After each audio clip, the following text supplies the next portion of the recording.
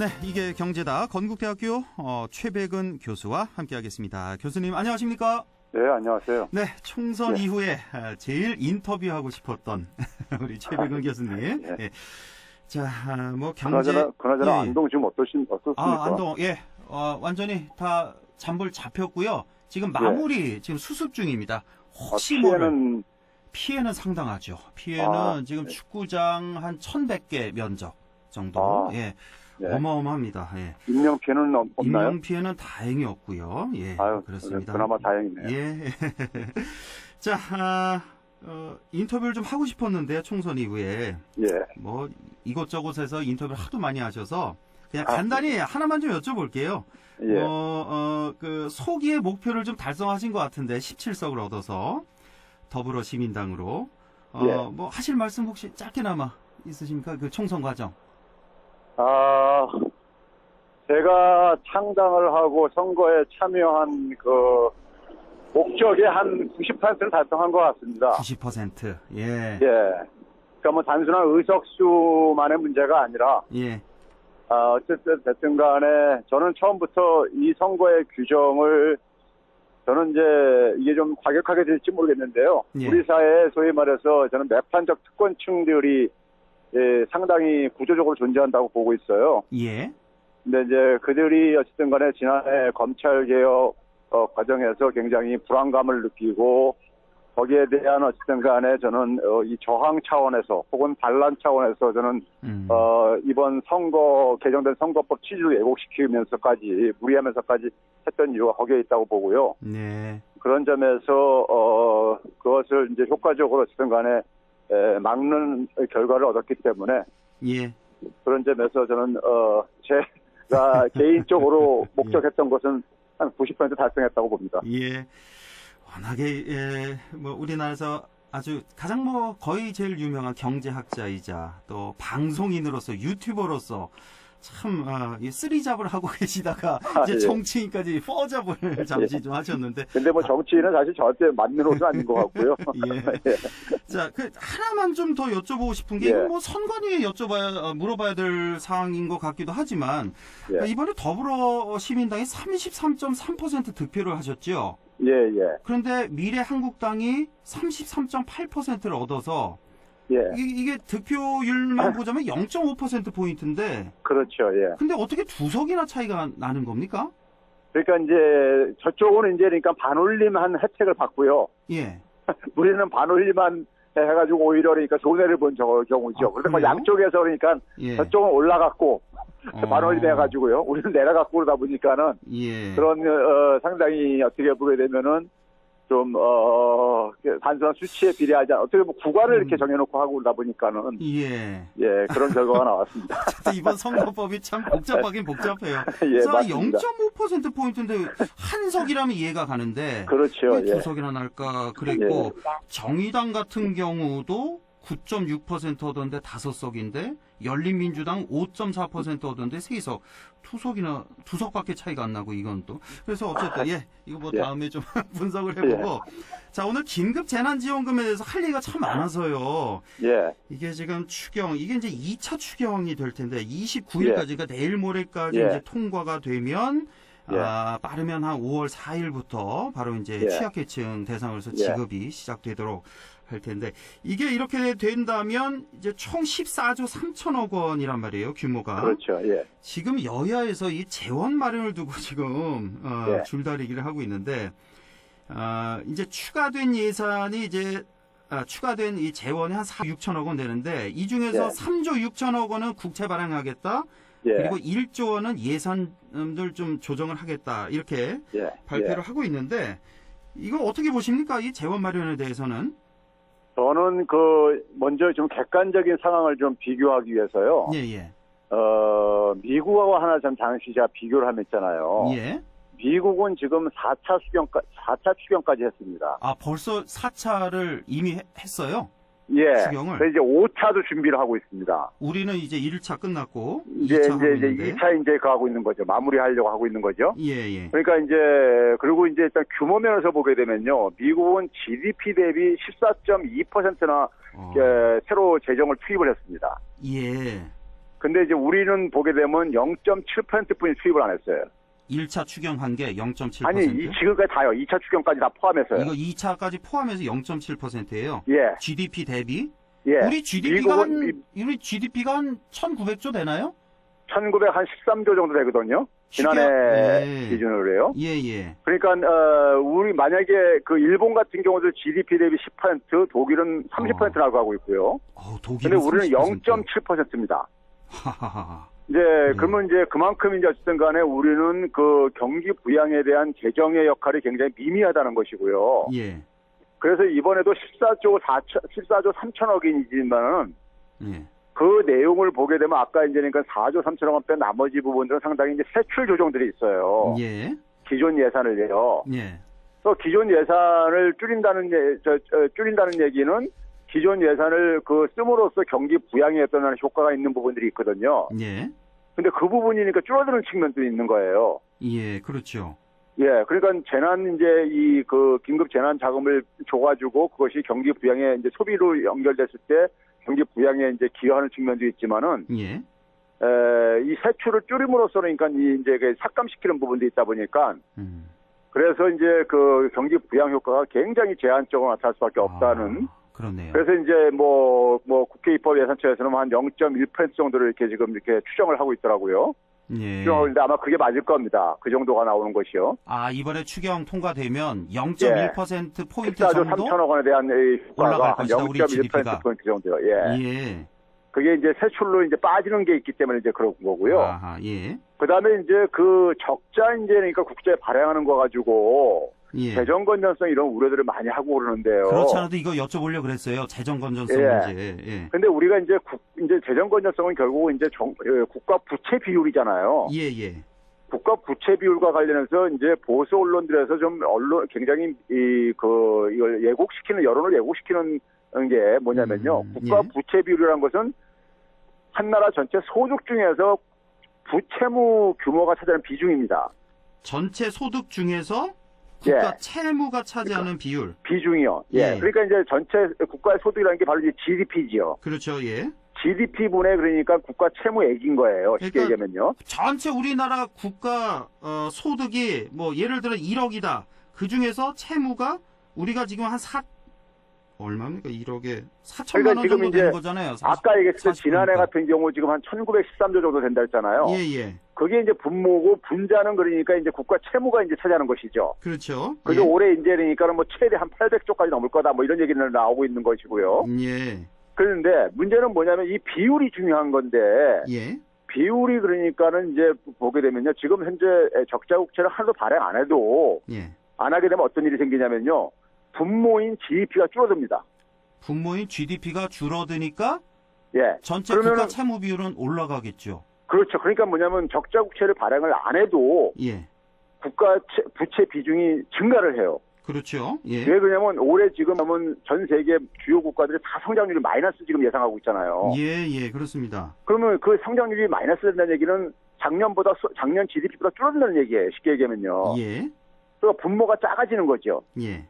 작아지게 되면은 국가 채무가 안 증가해도 절대적인 규모가 안 증가해도 국가 부채무 비율은 증가합니다. 그렇습니다. 예. 그래서 주요 국가들이 대규모 재정을 투입을 하는 이유가요. 그들 나라들은 그러니까 미국은 재정 건전성에 대해서 더 아주 민감한 나라입니다. 예. 독일도 그렇고요. 예. 그런데 그런 나라들에서 14%, 30% 이렇게 투입하는 이유가 분모인 GDP가 그러니까는 이제 감소하는 걸 막기 위한 거예요. 이걸 투입함으로써 빚을 내서 그렇죠. 투입함으로써 GDP를 끌어올리는 효과. 그렇죠. 예. 그게 더 긍정적이라고 보는 거예요. 국가 채무 비율을 그냥 방어하는 데 있어서요. 예. 근데 이제 우리는 뭐냐면 보수 언론들이 분자에 있는 그러니까 채무 규모만 증가하는 것만 이렇게 계속 이렇게 선전을 하고 있거든요. 예. 그래서 이제 그런 점에서 이제 그러니까는 저는 이번에 그러니까 이 3조 원 좀 넘는 이 규모는 너무 적고 재난지원금도 저는 너무 적다고 보고 있습니다. 예.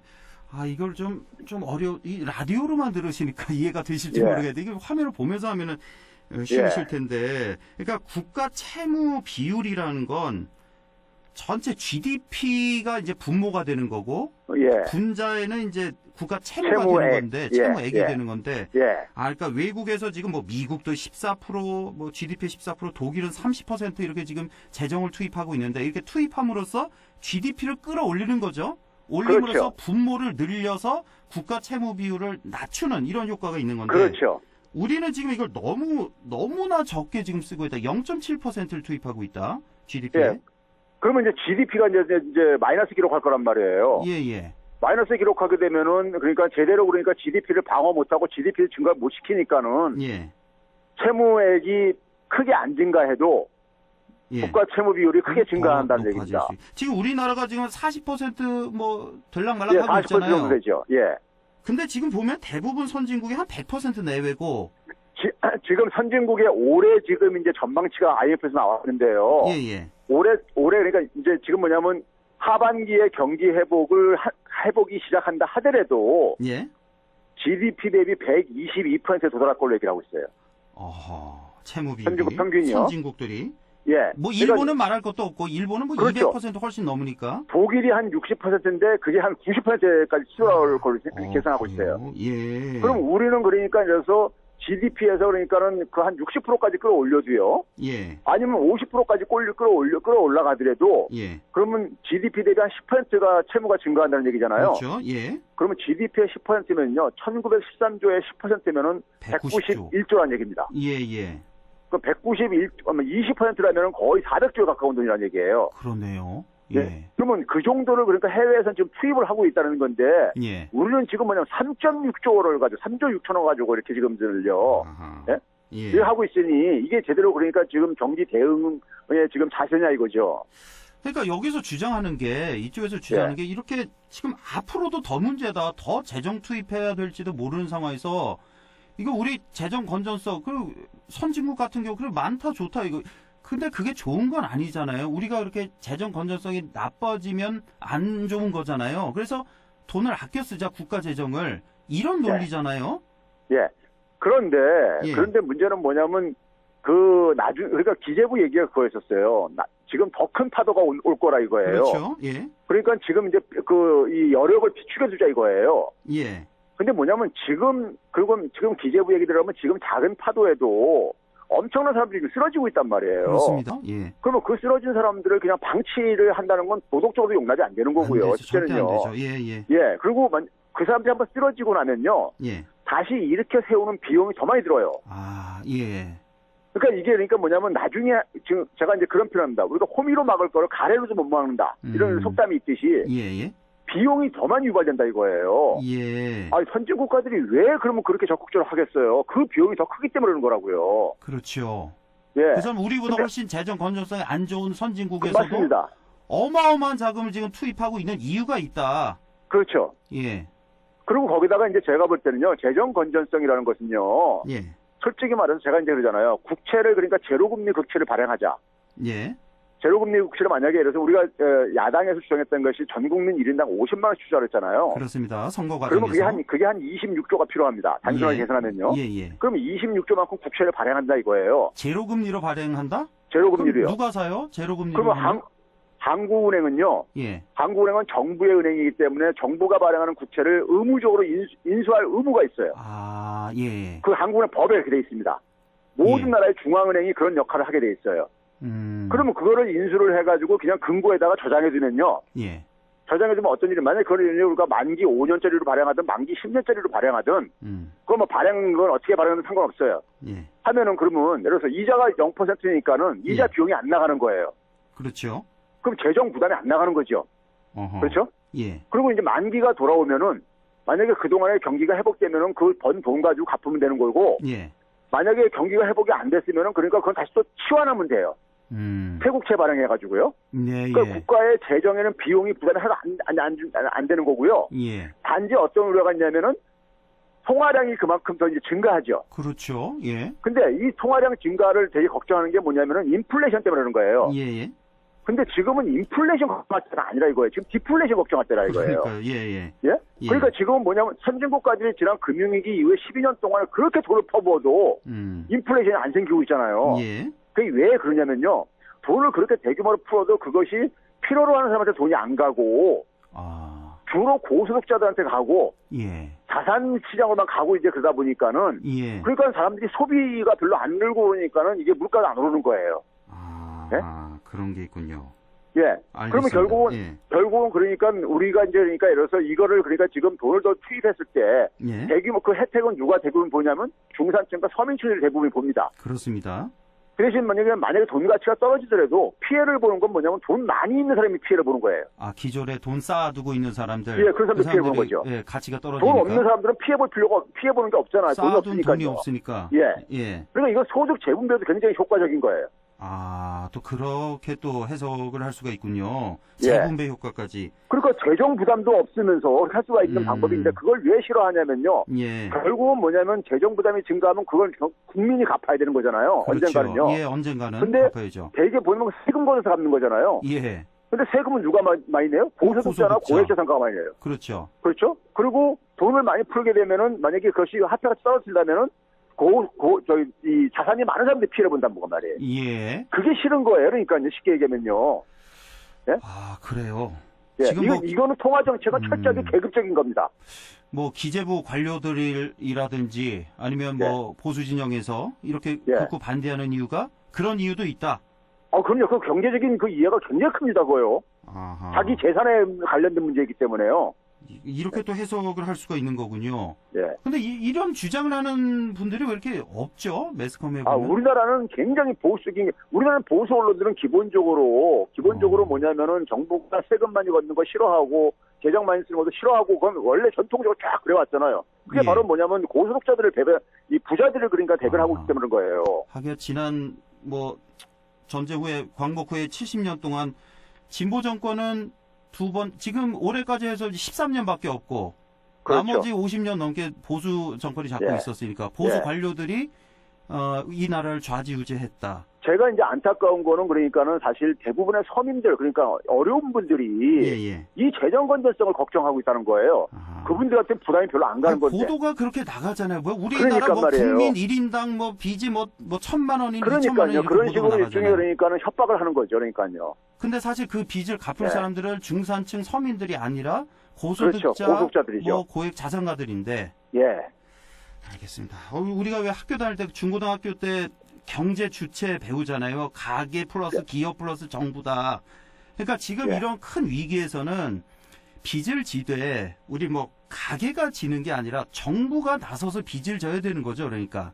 그렇죠. 우리나라는 가계부채를 늘릴 여력이 없어요. 없죠. 심각하죠, 지금. 예. 그리고 기업은 지금 유동성 위기에 빠져 있다고요. 그렇죠. 그러면 나머지 남아있는 게 정부하고 중앙은행이나 한국은행뿐이 없는 거예요. 예.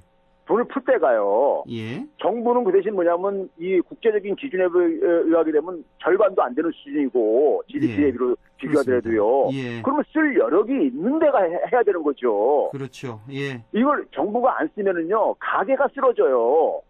그렇죠. 예. 가게가 지금 빚도 많은데 거기다가 뭐냐면은 일자리도 없어지게 되면은 이 가계 부채 상환도 못 하잖아요. 알겠습니다. 그럼 이들이 쓰러집니다. 지금 가계 기업 다 어렵습니다. 정부가 나서서 지금 도와줘야 됩니다. 제가 오늘 최백운 교수님 질문 한 10가지 준비했는데 질문 하나 드리고 오늘 끝나네요. 근데 이거 앞으로 당분간 계속 저 코로나 문제로 이거 갈 게 아니겠습니까요? 예. 그러니까 다음 시간 또 하시죠. 앞으로 지금 다룰 이슈가 참 많은 것 같아요. 맞습니다. K 방역에 이은 K 경제에 대한 그런 이슈도 좀 다뤄주시면 좋을 것 같고요. 알겠습니다. 우리나라 또 지금 이 위기가 선진국으로 도약할 수 있는 어떤 좋은 기회가 될 것 같다 이런 생각도 좀 들고요. 저는 맞습니다. 개인적으로 맞습니다. 그런 얘기 다음 시간에 좀 나눠보겠습니다. 오늘 말씀 고맙습니다. 네, 감사합니다. 네, 지금까지 건국대학교 경제학과 최백은 교수와 함께했습니다.